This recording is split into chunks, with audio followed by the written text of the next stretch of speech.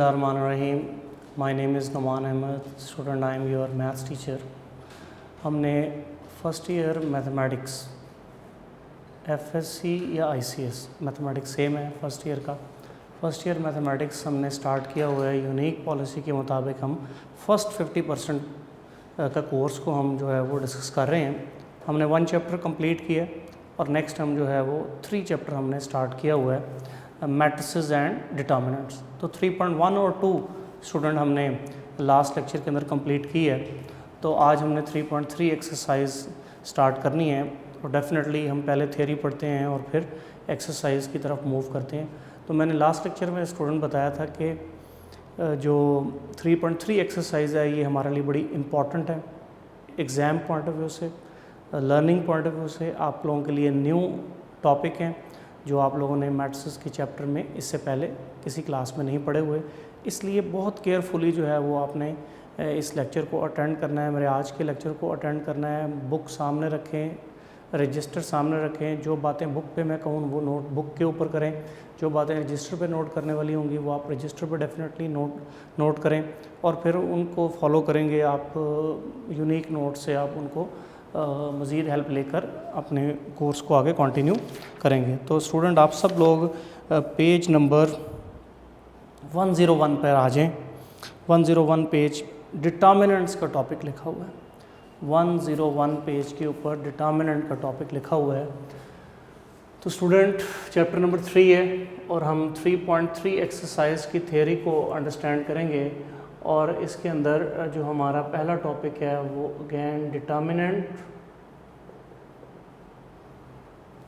तो डिटर्मिनेंट हमने पहले भी लेक्चर में पढ़ा था, लेकिन उसमें एक ख़ास बात थी कि हमने 2x2 ऑर्डर को फोकस किया था। उसके अंदर हमने 2x2 ऑर्डर के मैट्रिक्स को फोकस किया था।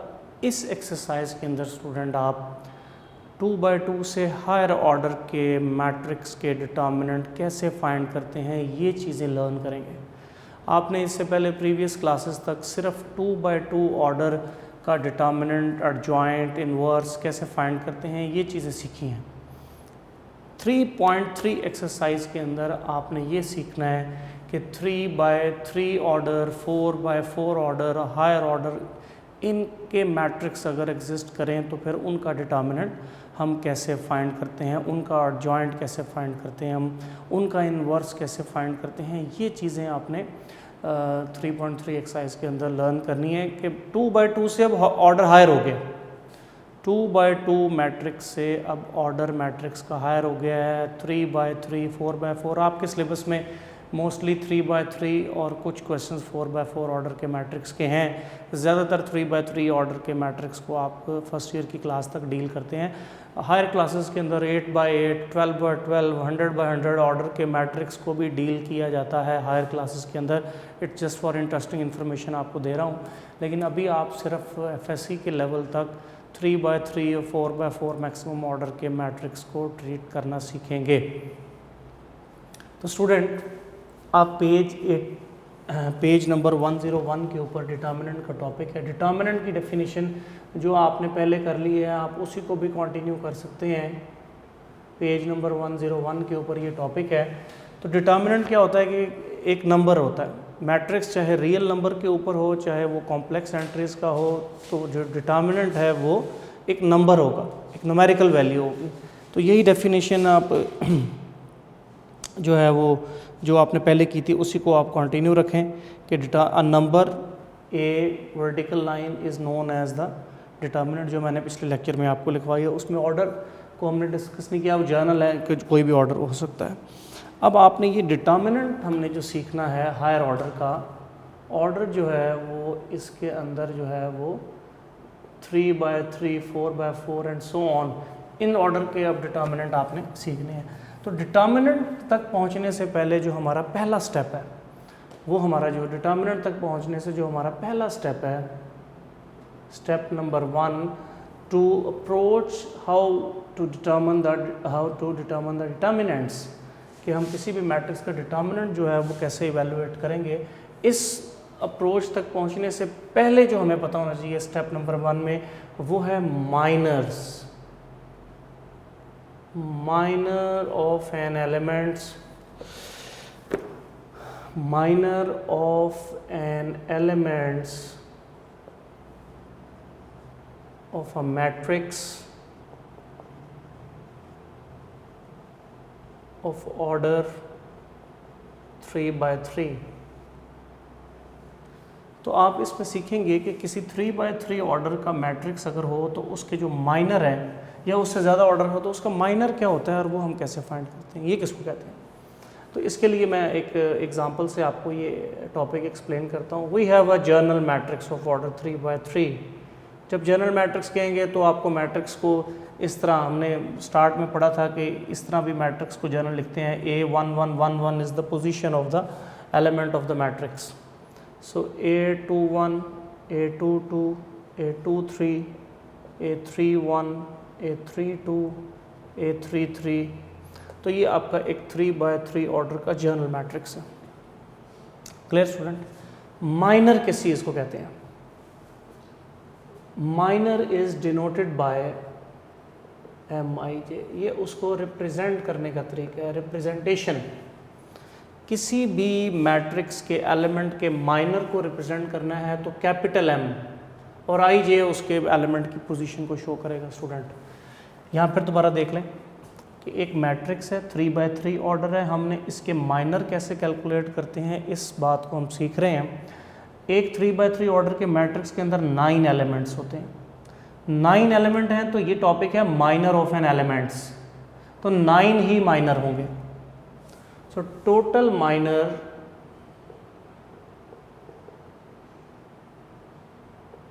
इन अ 3 by 3 मैट्रिक्स इज 9। और माइनर, एक माइनर को रिप्रेजेंट करना है तो M और जो भी उसकी पोजीशन होगी, जनरली MIJ जो है वो माइनर को रिप्रेजेंट करने की का जो वो नाम होगा। मतलब फॉर एग्जांपल अब कैलकुलेट कैसे होगा, सपोज M11 फाइंड करना चाहते हैं, minor number first row first column, यानी इस एलिमेंट का माइनर फाइंड करने लगे हैं। इस एलिमेंट का माइनर हम फाइंड करने लगे हैं। स्टूडेंट बहुत इंपॉर्टेंट लेक्चर है, मैं फिर ये आपको बार बार रिपीट कर रहा हूँ कि आपकी कंसंट्रेशन रिक्वायर्ड है। आप इधर उधर बिल्कुल ध्यान ना दें, सिर्फ इस टॉपिक को समझने में ध्यान दें, कुछ नोट ना करें, सिर्फ समझें। बुक के ऊपर चीज़ें लिखी हुई हैं, डेफिनेशन की, एक्सरसाइज की, नॉर्मली ये समझने वाली चीज़ें एक्सरसाइज में पर्टिकुलरली क्वेश्चन में ऑटोमेटिकली अप्लाई होंगी अगर आप समझ लेंगे। फिर मैं रिपीट कर रहा हूँ कि हमारा टॉपिक 3.3 एक्सरसाइज स्टार्ट करने से पहले ये है कि डिटर्मिनेंट हम कैसे फाइंड करते हैं अगर मैट्रिक्स का ऑर्डर 2 by 2 से इंक्रीज हो जाए, 3 by 3, 4 by 4 and so on. तो टारगेट है कि डिटर्मिनेंट फाइंड करना है लेकिन ऑर्डर 2 by 2 से ज़्यादा हो गया, ये टारगेट है। अब डिटर्मिनेंट कैसे फाइंड होगा 3 by 3 में? वो 2 by 2 वाला तरीका नहीं होगा, चेंज है आइडिया। अब वो आइडिया को सीखने में सबसे पहला स्टेप जो है वो आपको माइनर कैसे कैलकुलेट करते हैं किसी भी मैट्रिक्स के, ये सीखना है आपने। Minor of an element of matrix of order 3 by 3। तो 3 by 3 का एक हमने पर्टिकुलर मैट्रिक्स जर्नल ले लिया है, हम उसमें ये आपको एक्सप्लेन कर रहे हैं कि आप इस मैट्रिक्स के माइनर कैसे कैलकुलेट करते हैं। माइनर क्या चीज़ है? It's also a number. कैसे कैलकुलेट होता है वो आप इसके अंदर देख लेंगे। मसलन माइनर को की पहली बात क्या बता दी है कि minor is denoted by MIJ। अगर मैट्रिक्स का नाम ABCD कुछ भी है, माइनर का नाम M ही रहेगा और IJ उसकी पोजीशन है। I का मतलब रो की नंबर और J का मतलब कॉलम का number. Total minor in 3 by 3 matrix वो 9 होते हैं। इस मैट्रिक्स के अंदर 9 एलिमेंट हैं तो हर एलिमेंट का एक माइनर होगा, तो इस तरह 9 माइनर होंगे। अब मैं पहला माइनर फाइंड कर रहा हूँ M11, मतलब इसमें पहली रो और पहला कॉलम का जो एलिमेंट है उसका माइनर फाइंड होने लगा है। वो मैंने सर्कल भी कर दिया है कि इस पोजीशन वाले एलिमेंट का माइनर फाइंड कर रहे हैं। अच्छा, अब इसमें जो पोजीशन है फर्स्ट रो फर्स्ट कॉलम, वो आपने मैट्रिक्स में से छोड़ देनी है। स्टूडेंट यहाँ पर गौर करें आप लोग, कैसे माइनर फाइंड होंगे। M11 का मतलब है फर्स्ट रो फर्स्ट कॉलम का में जो एलिमेंट है उसका माइनर आप फाइंड करने लगे हैं। तो 1 पोजीशन में पहली रो आ रही है और पहला कॉलम आ रहा है, इसको छोड़ देना है आपने। माइनर फाइंड करने का ये तरीका है कि आप पहली रो पहला कॉलम छोड़ देंगे जिसका वहाँ जिक्र होगा, जो बच जाएगा वो 2 by 2 ऑर्डर बन जाएगा और जो एलिमेंट, ये एलिमेंट बाकी रह गए हैं। तो आपने इसी ऑर्डर में इन एलिमेंट को लिख लेना है और आप देखेंगे कि ये एक 2x2 ऑर्डर का डिटर्मिनेंट बन जाएगा वर्टिकल लाइंस के साथ। अब इसको जैसे ट्रीट करते हैं, सॉल्व करते हैं, वैसे ही सॉल्व किया जाएगा।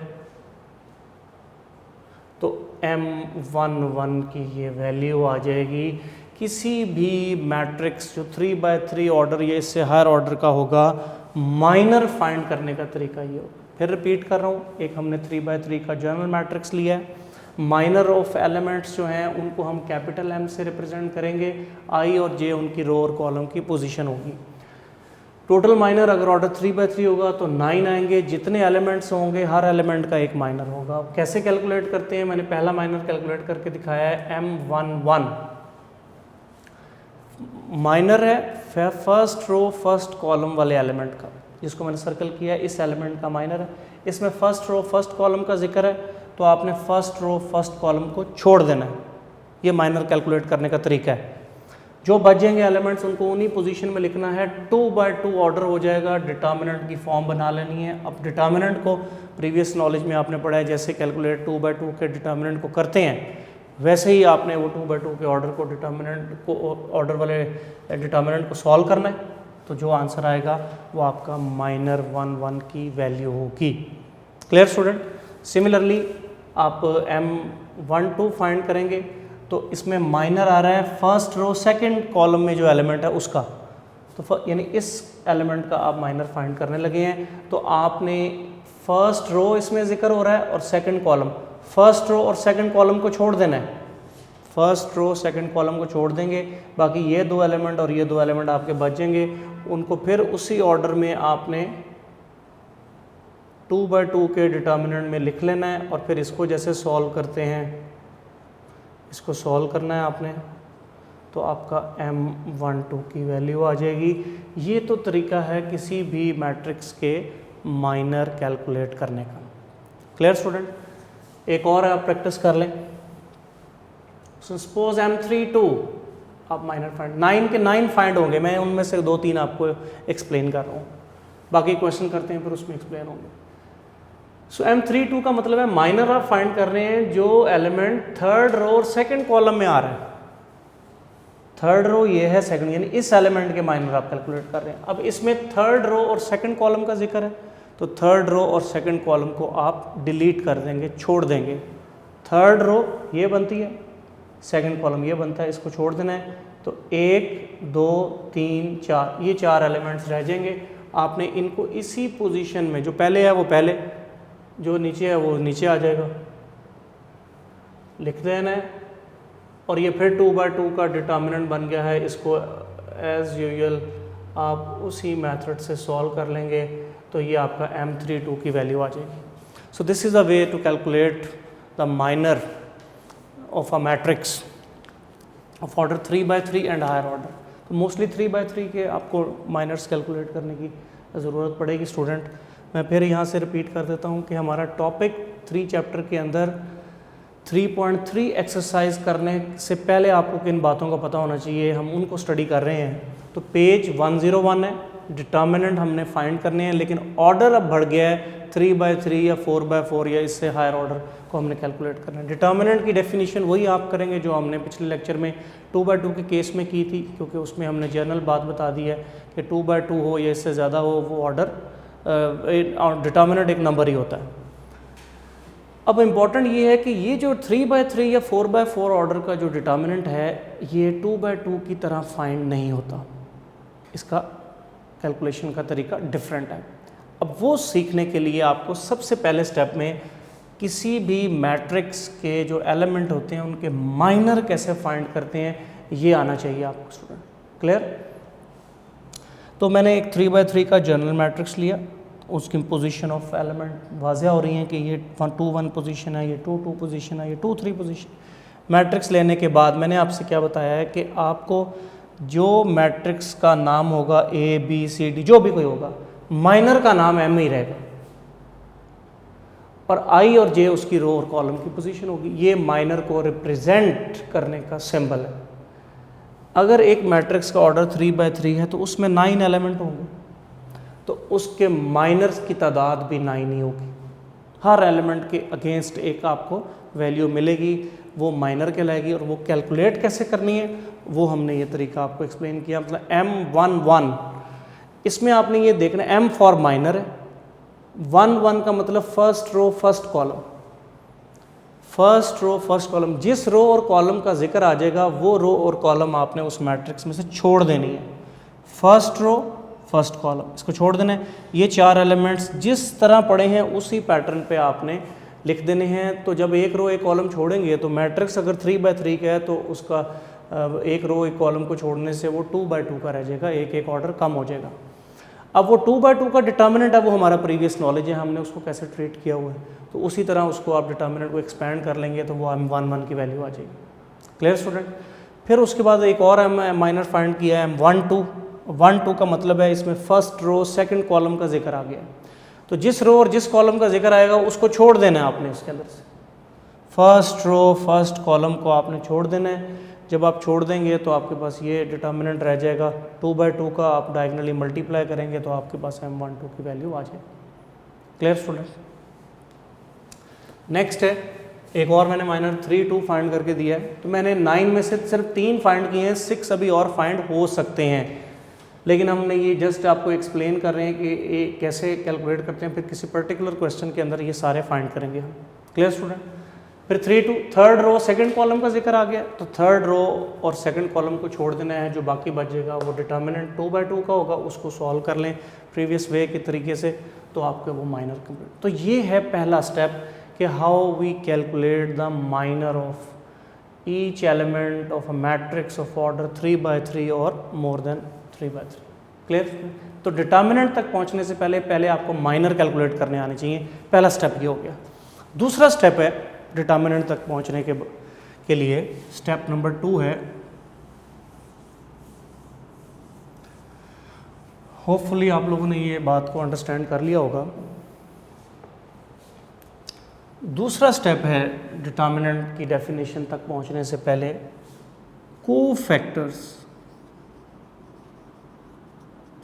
Cofactor of an elements of a matrix of order n greater or equal to 3 या इससे हायर ऑर्डर भी ले सकते हैं, ऑफ ऑर्डर 3x3 और हायर ऑर्डर भी ले सकते हैं। सो फर्स्ट स्टेप था माइनर, सेकंड स्टेप है कोफैक्टर। अब ये क्या चीज़ होती है कोफैक्टर, किसी भी एलिमेंट के कैसे होते हैं, इसको कैसे फाइंड करते हैं, तो ये आपने इसमें तो ये एक फार्मूला के अकॉर्डिंग हम कोफैक्टर कैलकुलेट करते हैं। So cofactor of an element is denoted by capital AIJ, minor is denoted by capital MIJ। Clear student?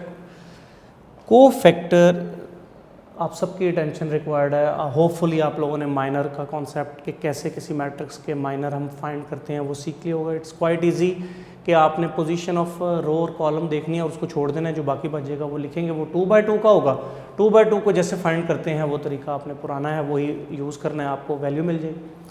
Next है cofactor of an element of matrix of order 3x3 and higher order. Cofactor एक formula के तहत find किया जाएगा। Formula जो है उसमें पहले कोफैक्टर को किससे रिप्रेजेंट करते हैं, capital AIJ। If the matrix name is capital A then cofactor name is capital AIJ, and if the matrix name is B so then cofactor name is capital BIJ, and if the matrix name is C then cofactor name is CIJ। but minor M ही रहेगा चाहे matrix का नाम ABC हो। ये for convenience हमने book के according जो book में नोटेशन दी है उनको ही हम फॉलो कर रहे हैं, टेक्स्ट बुक बोर्ड को। सो फार्मूला जो है वो कैपिटल AIJ, ये हमारा रिप्रेजेंटेशन हो जाएगा किसी भी एलिमेंट के कोफैक्टर को रिप्रेजेंट करने के लिए। और formula is -1 power I + J into MIJ। This is the formula to calculate the cofactor of an element of a matrix. Capital A का मतलब होगा ये कोफैक्टर फाइंड हो रहा है, -1 की पावर रो का नंबर और कॉलम का नंबर को ऐड करना है, और साथ MIJ का मतलब ये वही माइनर है जो आपने प्रीवियस आर्टिकल में सीखा है कैसे फाइंड करना है, यानी माइनर्स के साथ अब ये नेगेटिव की power I plus J coefficient भी कंटिन्यू होगा, वो उसके साथ इफ़ेक्ट करेगा, कभी पॉजिटिव के साथ कभी नेगेटिव के साथ।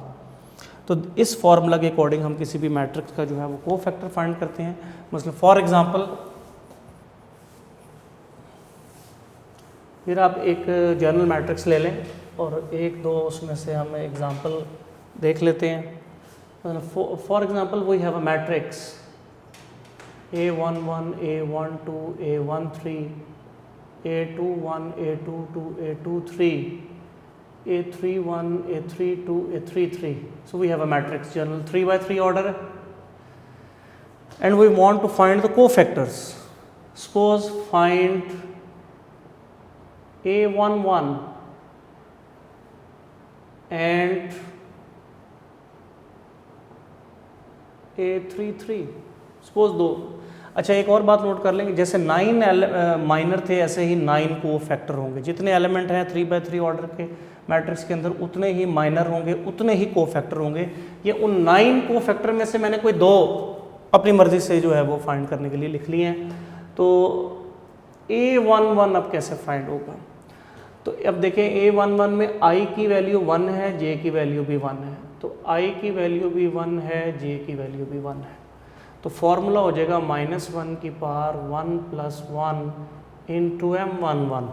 हमने इस फार्मूला में I और J की वैल्यूज़ लगा दी A11 के लिए। यहाँ से देख के A11 फाइंड करना था, ये तो पेपर में लिखा होगा। तो I भी 1 है, J भी 1 है, I भी 1 J भी 1, तो आपने इस फार्मूला के अंदर -1 की पावर I + J और M11। So capital A11 is equal -1 की पावर 2 इंटू M1। -1 की पावर इवन, ये हमने फर्स्ट चैप्टर के अंदर ये इन्फॉर्मेशन पढ़ी है, ये रिजल्ट पढ़ा है कि नेगेटिव की पावर अगर इवन नंबर हो तो answer is +1, so 1 into M11। So capital A11 से जो चीज़ मल्टीप्लाई होगी वही आ जाएगी। तो कैपिटल A11 का आंसर वही होगा जो माइनर M11 का होगा। और माइनर M11 आपने प्रीवियस जो है वो टॉपिक में सीखा है कैसे फाइंड करते हैं। आप बिल्कुल उसी पैटर्न में चलेंगे। 1 1 यानी first row first column use हुआ है, तो फर्स्ट रो फर्स्ट कॉलम को मैट्रिक्स में से डिलीट कर देंगे। फर्स्ट रो फर्स्ट कॉलम, तो A22 A23 A32 A33 ये आपका M11 आ जाएगा और इसको सॉल्व करेंगे तो जो आंसर आएगा वही कैपिटल A11 की। तो in this case cofactor A11 and minor M11 have same value in this case. Clear student? फिर सिमिलरली A33 है, तो 3 की जगह मैं 3 जो है वो 2 कर देता हूँ ताकि एक ऑड वाला केस भी आ जाए। सो नेक्स्ट हमें A32 फाइंड करना है। तो A32 का मतलब है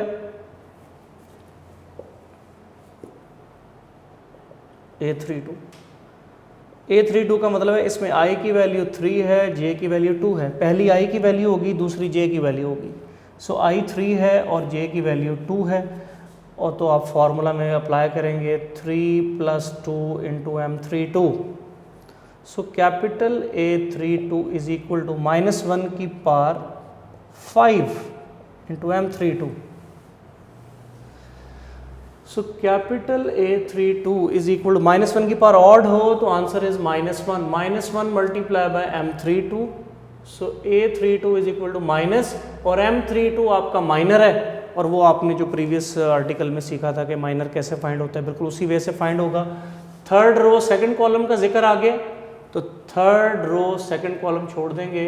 A11 A13 A21 third row second column छोड़ देना है, A21 A23, और इसको भी जो तरीका है उस तरह सॉल्व करेंगे। -7 कंटिन्यू रहेगा।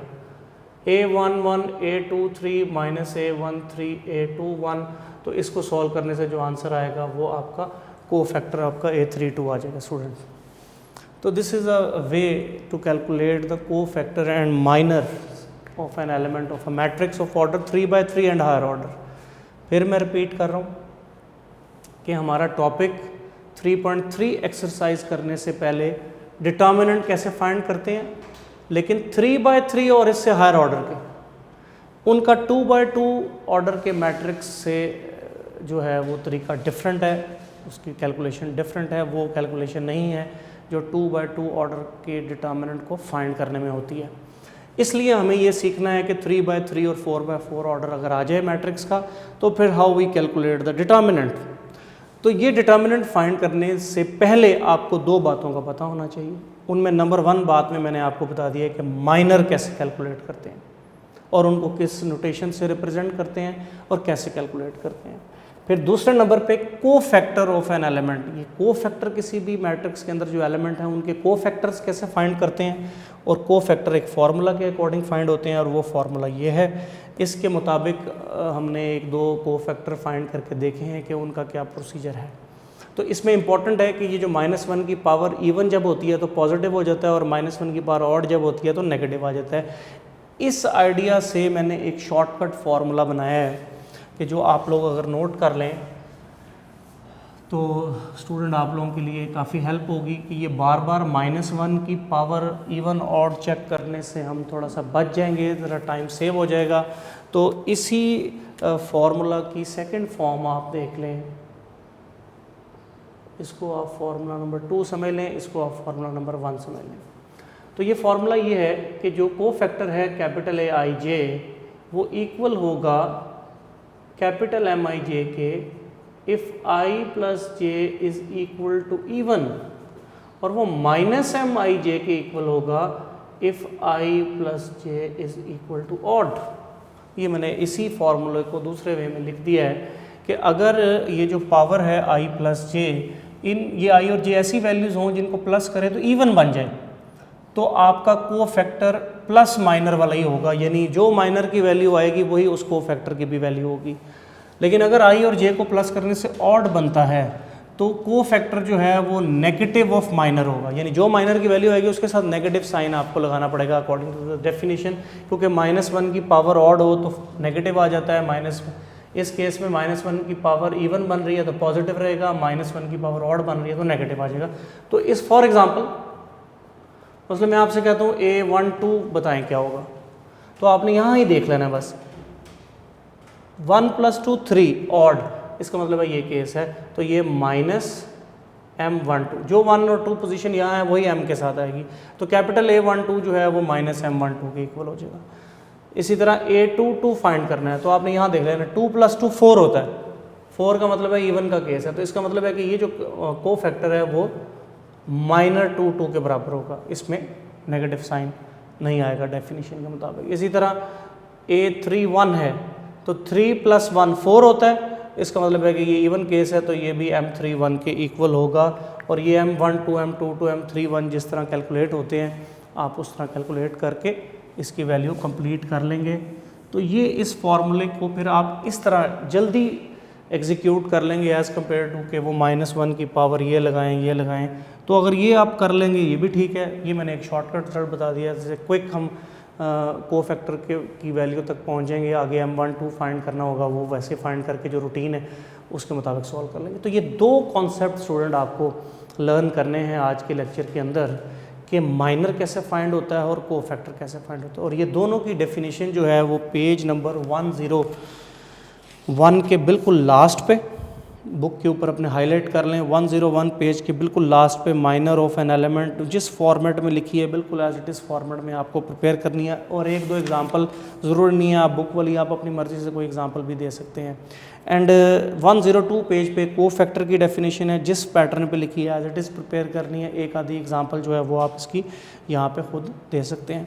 एक क्वेश्चन है, वो एक्सरसाइज शुरू करने से पहले एक एग्जांपल है, एग्जांपल नंबर 1, वो मैं थोड़ी सी प्रैक्टिस करता हूँ, उनमें आप ये माइनर और कोफैक्टर की ही रिहर्सल करेंगे, उसकी प्रैक्टिस करेंगे, तो आपको इन दोनों पे ग्रिप होनी चाहिए नेक्स्ट लेक्चर स्टार्ट करने से पहले कि how we calculate minor and cofactor. इन दो टॉपिक पे पहले ग्रिप करनी है आपने अच्छी तरह। तो एग्जांपल नंबर 1 है, एग्जांपल नंबर 1 है पेज 104 के ऊपर। मैट्रिक्स गिवन है A 1 -2 3 -2 3 1 4 माइनस 3 2। एग्जाम्पल में कुछ और पूछा हुआ है, वो उन्होंने इसका डिटर्मिनेंट पूछा हुआ है, लेकिन मैंने क्वेश्चन में थोड़ा सा चेंज किया है। मैं आपको ये इसमें बता रहा हूँ, number 1 find all minor, number 2 find all cofactor, minor of A, cofactor of elements of A.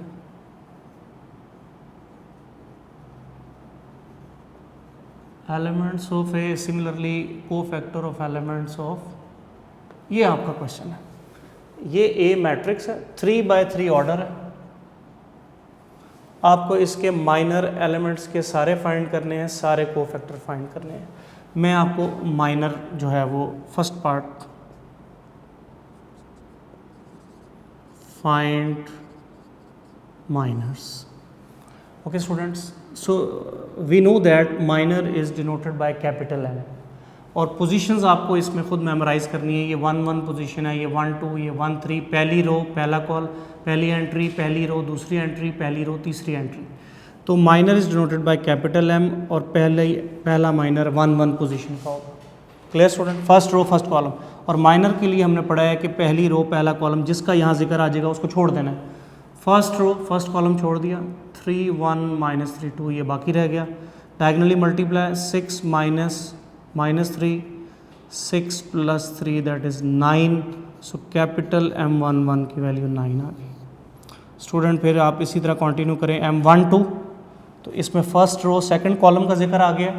First row second column को छोड़ देंगे, -2 1 4 2, और इसको डायगनली मल्टीप्लाई आप करेंगे तो -4 -8, ये कैपिटल M12 की वैल्यू आ गई।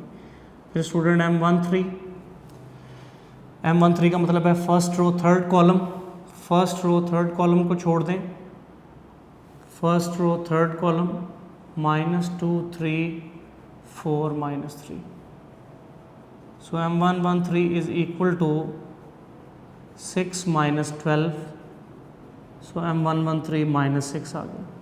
तो स्टूडेंट देखिए, मैंने फर्स्ट रो के माइनर आपको कंप्लीट कर दिए हैं। M11 भी फाइंड हो गया, M12 भी फाइंड हो गया, M13 भी फाइंड हो गया। ये हमारी फर्स्ट रो के माइनर्स थे। Clear student. फिर हम इसी तरह सेकंड रो के माइनर्स कैलकुलेट करेंगे। तो M21, M22, M23, ये हमारे सेकंड जो है वो रो के माइनर्स के एलिमेंट। तो उसी पैटर्न पे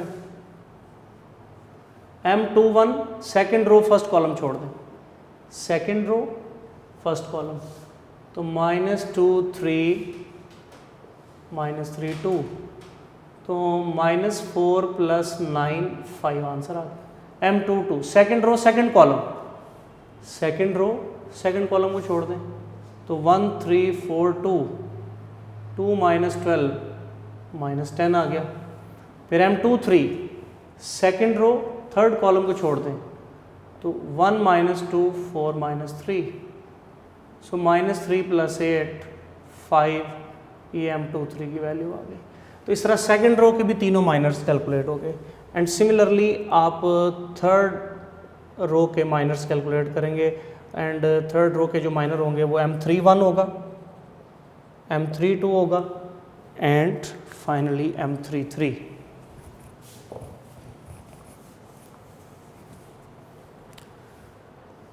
and finally M33। So M31 means third row first column का जिक्र आ गया, तो थर्ड रो फर्स्ट कॉलम छोड़ देंगे तो जो बाकी एलिमेंट बचेंगे वो लिखेंगे। -2 -9, so -11। M32 third row second column आप स्किप कर देंगे तो आपके पास 1 + 6 7 वैल्यू आ जाएगी। And M33 third row third column को आप स्किप कर देंगे, 1 -2 -2 3 -4, सो -1, ये M33 की वैल्यू आ गई। तो इस तरह स्टूडेंट आपने फर्स्ट पार्ट कंप्लीट कर लिया है कि find all minor of elements of A. A matrix के अंदर 9 एलिमेंट हैं, आपने 9 माइनर्स फाइंड कर लिए। फर्स्ट रो के M11, M12, M13 3 हो गए, सेकंड रो के M21, M22, M23, third row के M31, 32, 33, तो 9 माइनर्स आपने इस तरह फाइंड किए हैं। तो ये तो था माइनर फाइंड करने का तरीका एक पर्टिकुलर क्वेश्चन के अंदर। सिमिलरली एक दो पार्ट में आपको कोफैक्टर के देता हूँ, बाकी आप बिल्कुल इसी पैटर्न पे उसको कंटिन्यू करेंगे, तो आप इसको नोट भी करें। सेकंड पार्ट जो था इसका फाइंड कोफैक्टर्स। अब हमें कोफैक्टर हमने पढ़ लिया है कि वो एक फार्मूला के अकॉर्डिंग फाइंड होते हैं, और मैंने आपको फार्मूला नंबर 1 और फार्मूला नंबर 2 उनका बताया है। तो 2 फार्मूला ज़रा क्विक है तो हम उसी को फॉलो करेंगे। सो फर्स्ट कोफैक्टर है कैपिटल A11। अब कैपिटल A11 में आपने यहाँ जब कोफैक्टर फाइंड करना है तो आपने वो इवन ऑड का हिसाब लगाना है। माइनर जब फाइंड करना है तो बस रो और कॉलम को डिलीट करके बस डिटर्मिनेंट लिखना है। 1 और 1, i की वैल्यू 1, j की वैल्यू 1 है, तो इसका मतलब है 1 + 1 2 इवन होता है। इवन होगा तो कोफैक्टर की वैल्यू M11 वाली ही होगी। M11 आपने पीछे कैलकुलेट किया है, आंसर इज़ 9, तो इसका मतलब है कि कैपिटल A11 का आंसर भी 9 होगा। सिमिलरली कैपिटल A12 1 + 2 3 ऑड है, ऑड होगा तो फिर जो कोफैक्टर है वो माइनस के साथ आएगा, -M12 आपने पीछे कैलकुलेट किया है, दैट इज -8, एक माइनस ये है, एक उसका अपना माइनस है, तो आंसर इज +8। तो कैपिटल A12 का आंसर 8 आ गया।